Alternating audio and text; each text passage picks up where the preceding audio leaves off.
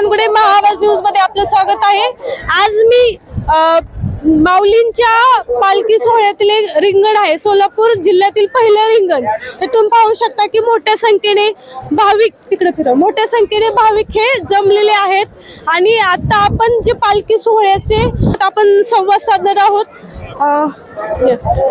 एकच मिनिट।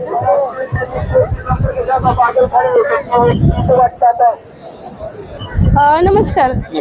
माऊलींचा जी सोहळा आहे किंवा ज्या अडचणी आल्या त्या अडचणींना तुम्ही कसे सामोरे जाता? हे पहिलं आम्ही इथं सेवक म्हणून येतो, माऊलीचे सेवक म्हणूनच इथं हजर असतो। दुसरी गोष्ट ही एक टीमवर्क आहे, सगळ्यांनी आपापल्या जबाबदाऱ्या जर का बरोबर पाडले तर सोहळा बरोबरच जातो तो। आणि त्याला आता 200 वर्ष होत आलेले आहेत, त्याला काही जास्त सांगण्याची गरज पडत नाही आहे आपल्याला।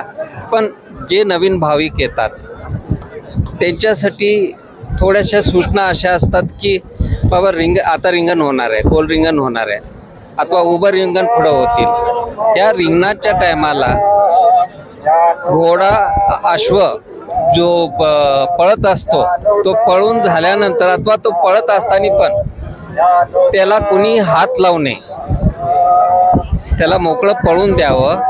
आणि परतीचा त्याचा प्रवास झाल्यानंतर आपल्याला धरती मातेला जर का हात लावायचेच असले तर मग लावा, त्याच्या अगोदर लावायला गेला तर असं काय होते की केव्हा केव्हा आपल्याजवळ छोटंसं मूल असते, आपण त्याला ठेवतो खालती, त्या अश्वाला तर काय समजणार नाही आहे, तो तरी पण समजला तर तो वाचवायचा प्रयत्न करेल। पण एवढ्या सगळ्या गर्दीमध्ये कुठल्या छोट्या मोठ्या गोष्टी होऊ शकतात, घडू शकतात। त्याच्यासाठी सगळ्यांनी काळजी घेतली तर अतिउत्तम रिंगण होईल। नक्कीच। तुम्ही 1832 पासून त्यांचा राजाश्रय या सोहळ्याला आहे। दरवर्षी भाविक वाढतात आपल्या इथं, तर दरवर्षी अनेक अडचणी येतात भाविक वाढल्यामुळे, त्या नवीन असल्यामुळे अनेक अपघात पण घडतात। त्याच्यासाठी आपल्या इथं आपण काय केलेलं आहे? असे पुष्कळशे योजना काढलेली आहेत, निघालेले पण आहेत। जसं आमच्याबरोबर जे चालणारे लोक आहेत त्यांचे विमा काढून ठेवलेले आहेत आम्ही। असंच दिंड्यांमधनं पण हा परत पुढचा हे करायसाठी आमचा विचार चालू आहे। आणि नवीन नवीन योजना येत जातात, नवीन नवीन कार्य येत जातात।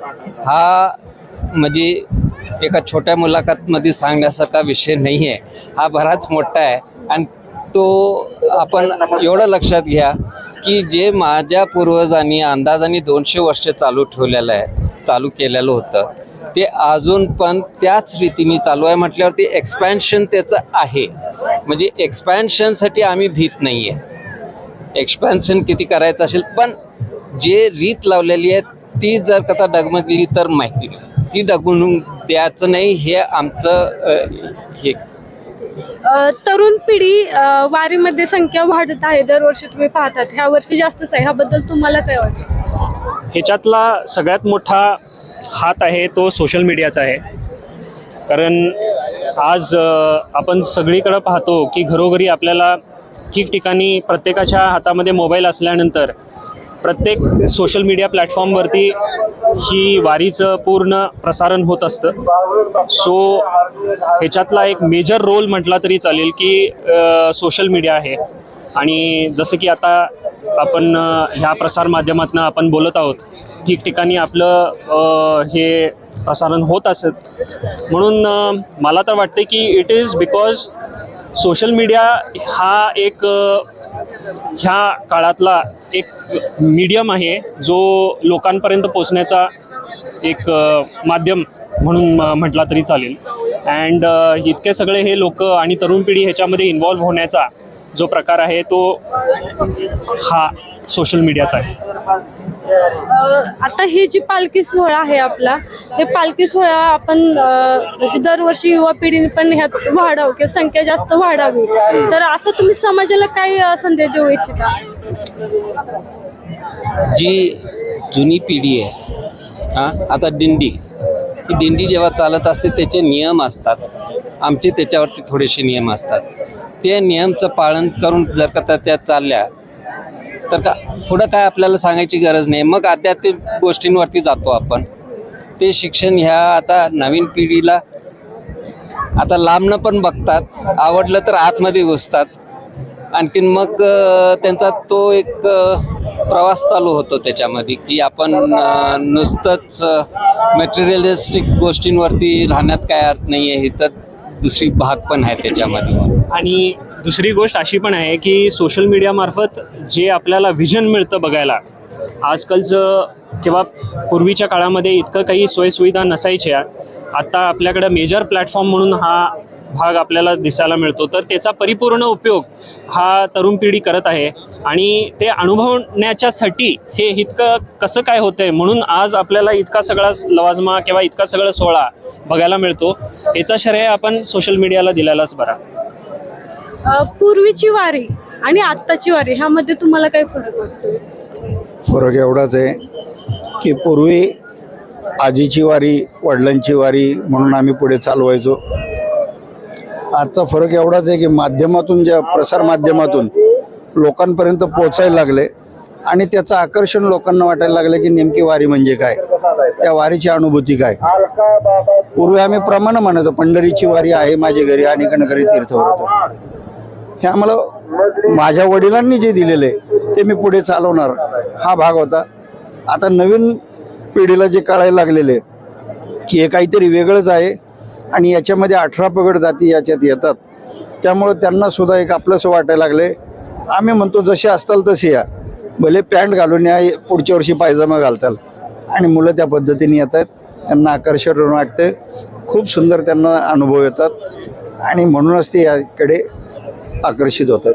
नक्कीच खूप छोटे छोटे म्हणजे 5 वर्ष 7-8 वर्षाची मुलं पण आम्ही पाहिलेली आहेत की ते पायवारी करतात. म्हणजे खूप वेगळं पण आहे आणि आपल्या महाराष्ट्राची एक वेगळी ओळख आहे. हे खूप छान वाटतं. तर आपण तरुण पिढीला काय संदेश देऊ इच्छिता? आणि हा सोहळा चालू असताना आपल्याकडे अनेक जबाबदाऱ्या असतात, तर त्या आपण कशा पार पाडतो? पालखी सोहळा जो आहे याची परंपरा खूप जुनी आहे. म्हणजे माऊलींच्या आधीपासून सुद्धा काही परंपरेचे अंश सापडतात. माझ्या जीवीची आवडी पंढरपुरा नेन गुढी, पांडुरंगी मद रंगले गोविंदाची गुणीविधी. इतकी जुनी परंपरा असणारा हा पालखी सोहळा दिवसेंदिवस वाढतच चाललेलं आहे. आजही जर का संख्या पाहिली तर 7 ते 8 लाख भाविक वारकरी या रस्त्यावरनं चाललेले आहेत पंढरपूरच्या दिशेने वारी सोहळ्यामध्ये. हे सगळं घडत असताना ह्या सोहळ्यामध्ये प्रचंड शिस्त आहे. वारकरी एका समशिस्तीने चाललेले आहेत. कुठे इथे आक्रस्थळेपणा नाही आहे, कुठे इथे वादावाद नाही आहे, कुठे इकडे भांडणं नाही आहेत. प्रत्येक गोष्टी ह्या अतिशय वेगळ्या नियमांमध्ये बसवलेल्या आहेत आणि हे नियम आजचे नाहीत. हैबत बाबांनी जे घालून दिलेले नियम आहेत ते नियम अजूनसुद्धा पाळले जातात. तर या निमित्ताने मी असं बघा की एका गावामध्ये साधारण 5 ते 6 हजार लोकसंख्या असते, त्या गावामध्ये 4 ते 5 लाख लोक जातात, तरीसुद्धा कुठेही गैरसोय होत नाही. आणि गैरसोय जरी झाली तरी सगळे वारकरी त्यांचे ॲडजस्ट करून घेतात. कुठेही तक्रारी नाही, मारामारी नाही, वादावाद नाही आणि सगळे नियमात बसवलेलं आहे. तर मला या निमित्ताने तेवढंच सांगायचं आहे, वारकरी संप्रदाय हा नियमातला संप्रदाय. तर वारकरी संप्रदायाकडे बघताना हा खेड्यातले माणसं इथे येतात किंवा खेड्यातल्या माणसांसाठी आहे आणि अशिक्षित लोकांचं आहे असं अजिबात समजू नका. तर जीवनामध्ये खऱ्या अर्थाने नियमाची सांगड घालून जर का जीवन जगलं तर ते खऱ्या अर्थाने खूप उत्तम पद्धतीने व्यतीत करता येतं, जगता येतं आणि ते चिरकाल राहतं, चिरतरुण राहतं. जसं वारी सोहळा आहे, एवढे नियम आहेत म्हणून वारी सोहळा आजपर्यंत, ज्याला 700, 800, 900 वर्ष जी काही परंपरा आहे ती परंपरा आजपर्यंत आजताग्यात यथोचितपणे चालली आहे. याचं कारण हे नियम आहे. म्हणून आपल्या जीवनामध्ये उत्तम पद्धतीने नियमांचं पालन करा आणि आपला वारी सोहळा जीवनाचा हा यशस्वी करा, याच दृष्टीने मी इथे बोलू इच्छितो. पण आता पूर्वीची जी वारी होती आणि आत्ताची जी वारी आहे ह्यात खूप बदल वाटतोय का तुम्हाला? पूर्वीची वारी आणि आजच्या वारीमध्ये बदल नक्कीच आहेत, कारण इथे टेक्नॉलॉजीचा वापर झालेला आहे. आज जर का तुम्ही पाहिलं तर फेसबुकवरती, इंस्टाग्रामवरती आत्ता सर्वात ट्रेंडिंग ज्या काही रील्स आहेत त्या वारीच्या आहेत. आणि हे चांगलं आहे की सोशल मीडियामध्ये सुद्धा लोकांना येण्यासाठी वारी हे चांगलं साधन ते समजतात आणि त्या दृष्टीने ही परंपरा जी उज्ज्वल आहे त्या परंपरेचं पुन्हा एकदा पुनरुज्जीवन त्याचं होत आहे. दुसरी गोष्ट, पूर्वी जे वारी सोहळा चालायचे ते बैलगाड्या घेऊन जायचे किंवा एखादा ट्रक असायचा, पण आता 4 व्हीलर्सनी येत आहेत. आता व्हॅनिटी व्हॅन्स पण बऱ्याच ठिकाणी आलेल्या आहेत. राहायची सोय आपापले लोक आपापलं करतायत. या ठिकाणी पूर्वी वॉशरूम, टॉयलेटची सोय नसायची. आता साधारणपणे माऊलीच्या पालखी सोहळ्यामध्ये 2000 टॉयलेट्सची व्यवस्था शासनाने पण केलेली आहे. त्यामुळे हळूहळू आपोआपच तो पालखी सोहळा अपग्रेड होतोय असं मला वाटतं. पण परंपरेला कुठेही बाधा न येता ज्या परंपरा आहेत, तळावरच्या ज्या समाजार्थीची परंपरा आहे, अभंग म्हणायची परंपरा आहे, त्याचा जो क्रम आहे, रिंगणाची परंपरा आहे, रिंगण कसं व्हायचं त्याची परंपरा आहे, ह्या सगळ्या परंपरा तशाच आहेत, अबाधित ठेवल्या आहेत. म्हणूनच तो वारकरी संप्रदाय. आता ह्या वारीमध्ये अनेक प्रकारचे म्हणजे लहान, मीडियम आणि वयस्कर अशा पण वयोगटातील भाविक असतात. तर काही असे असतात की सहज आलेले असतात किंवा काही खरं श्रद्धेने आलेले असतात. त्याबद्दल तुम्हाला काय वाटतं? नाही, कसं आहे की हा सोहळा जो आहे तो येणे आभाला सुबोध आहे की प्रत्येकाला घेऊन जाणारा, कवेत घेऊन जाणारा सोहळा. कारण माऊली प्रत्येकासाठी आहे. माऊलीच्या मध्ये कुठलाही वैरभाव नाही, भेदभाव नाही, ती प्रत्येकासाठी समान आहे. त्यामुळे वारकरी जे निष्ठावान आहेत त्यांच्याबरोबर जिज्ञासू पण आहेत. अर्थार्थी, जिज्ञासू, ज्ञानी असे 4 प्रकारचे भक्त आहेत. त्यापैकी 4ही प्रकारचे भक्त या ठिकाणी आहेत असं मला वाटतं. आणि त्याचबरोबर हौशे गवशे नवशे येणारच. आणि या ठिकाणी मोठं अर्थकारण पण असतं. अर्थकारणाच्या दृष्टीने काही लोक धंद्याच्या दृष्टीने सुद्धा इथं सहभागी होतात.